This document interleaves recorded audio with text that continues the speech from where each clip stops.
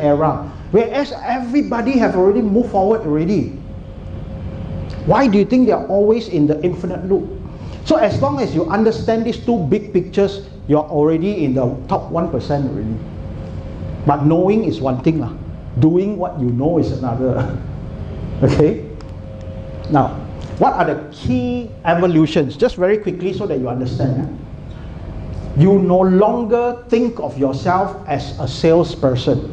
You must now shift your mindset into collaborative partners. That means you have to think of yourself and the client as a collaborative partner, instead of having a very transactional mindset that I want to sell you something.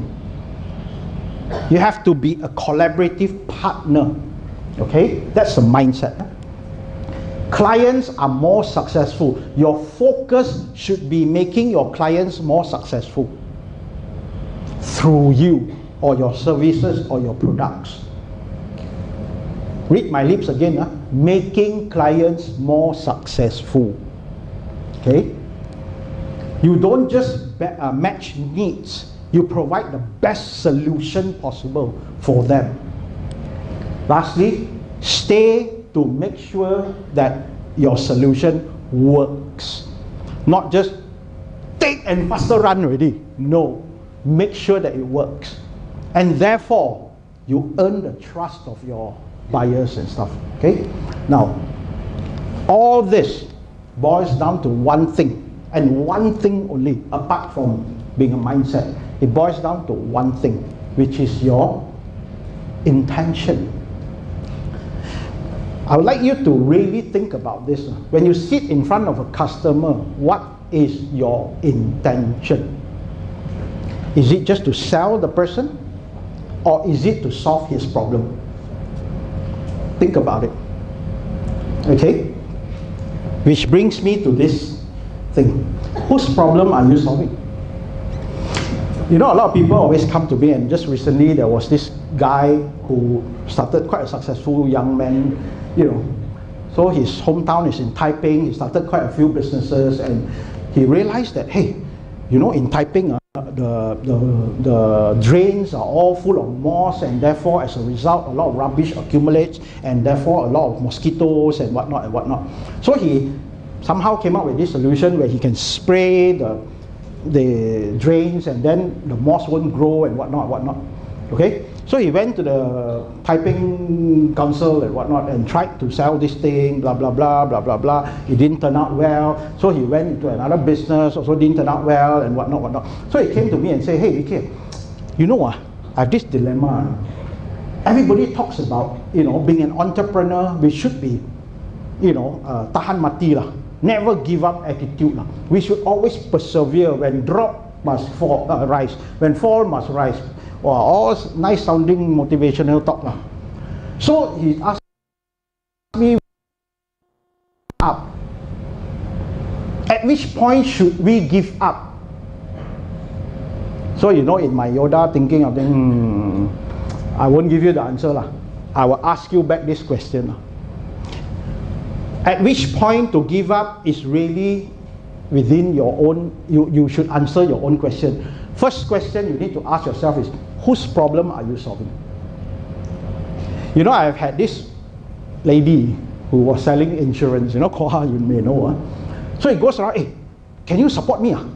Selling insurance. So, can you support me? I'm few thousand ringgit in order for me to achieve my MDRT status. Can you support? So he go around, hey, can you support a few thousand only, few thousand? I said, so whose problem are you solving? You're asking a client to buy insurance from you for your benefit or for the client's benefit? You know what I'm saying?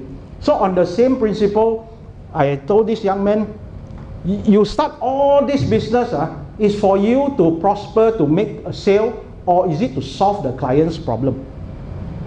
Then the other day I was having a talk with another associate, also a printer or something like that. So he said, hey, you know, I have a lot of friends and all, we grouped together, you know, wow, we came up with this solution and whatnot to go and sell to a client, but sometimes our take-up rate not so good. I said, you know why? Very simple. Because the way you talk, the way you can come up with the best solution in the world, but people can actually feel it one, you know. that you are actually trying to solve his problem, or you are only trying to solve your problem by making the sale. So the intention is very, very important. Okay? Moving on. What's the outcome? Guys, people do not buy your products. People do not buy your services. People do not buy your prices as well. People buy the outcomes that they want to receive from your services. Keyword being outcome. The bigger the outcome you can give to the client, the better your chances of making the sale. Make sense? Don't sell products. Don't sell services. Sell outcomes. Okay? Problems get solved. Why is it that a collaborative or partnership based selling is the best? It's because it solves a problem. Whose problem? Client's problem. Your skills become a strategic differentiation. Now you no longer have to differentiate by feature lah, by prices lah, by this lah, that lah. Your intention and your skills now become a strategic differentiation. Does that make sense? Okay? Buyer sees relationship as a partnership instead of a transactional kind of thing, right? Last but not least, switching costs becomes prohibitive. You want to change partner and see, it's going to be costly for you, right? You don't change partners unless it's so teruk-teruk, right?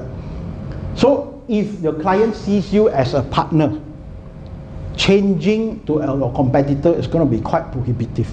And if you notice the entire model, the word customer, I use the word client.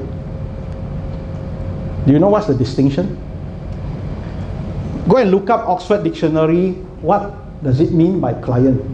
A client by definition is someone that you protect and care.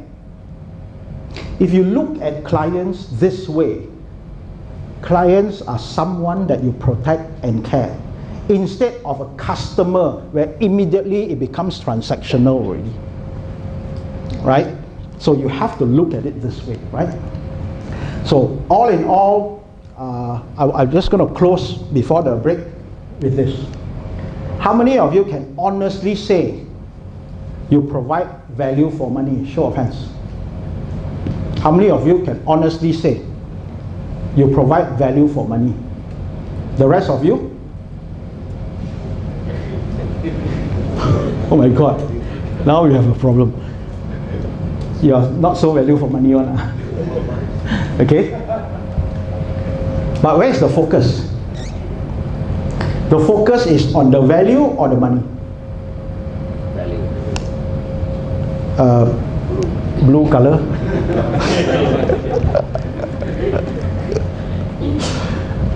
Hey, I provide value for money. Value for money. Hey, my product, my services, value for money.